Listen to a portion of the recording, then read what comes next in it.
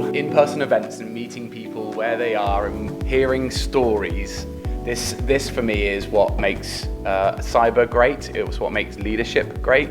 And I relish the opportunity to hear and learn from each one of you as much as we try to impart some knowledge. I also mentioned that we can meet all leaders. And she wants to be the positive impact, in the various aspects. ISC2 showing up to this event and building partnerships to help further that cause is vital for us succeeding in driving positive change in our industry.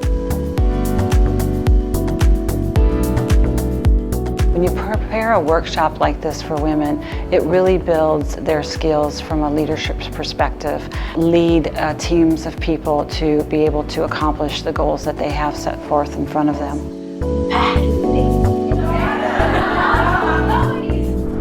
Get some great insight from this event and bring back to our business force and making a better workplace.